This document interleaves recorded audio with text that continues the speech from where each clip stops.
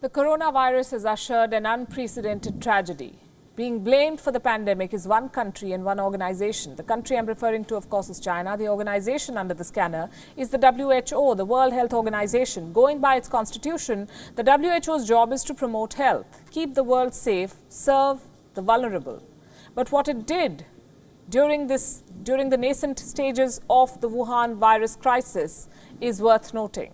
First, it promoted the Chinese narrative. It said that China was doing enough to tackle the outbreak. Second, it did not raise a single question about the figures being put out by Beijing. If China said there were no human-to-human transmissions, the WHO believed it. If China said X number of people were dying in Wuhan, the WHO took Beijing's word for it. And by being so blind, the WHO put the whole world at risk.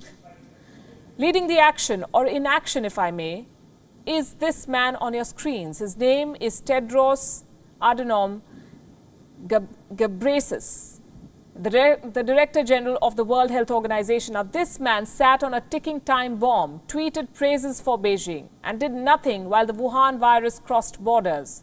It was only on the 11th of March that the World Health Organization finally woke up to the crisis, and by then the coronavirus had spread to 114 countries, killed 4,000 people, infected 118,000 others.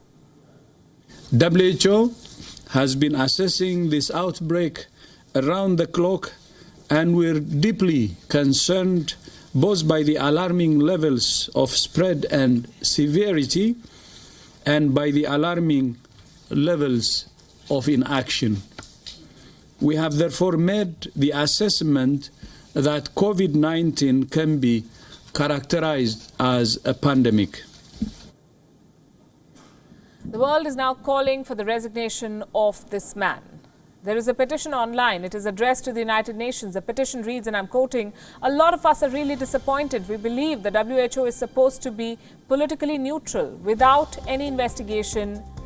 Tedros Adhanom Ghebreyesus solely believes on the death and infected numbers that the Chinese government provided with them."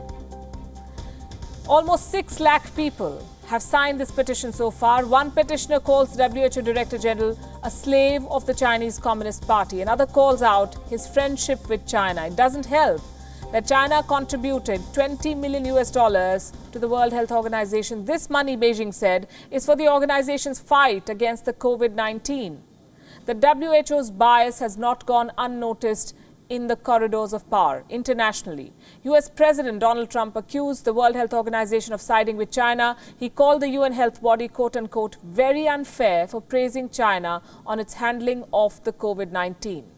For a change, you can't help but agree with Trump.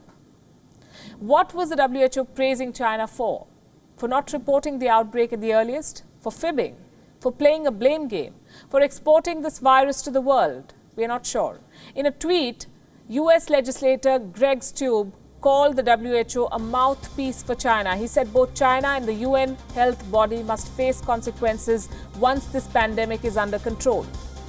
At WION, we've been reporting on why China must pay. The WHO too is party to this crisis. It betrayed its charter, put millions of lives at risk.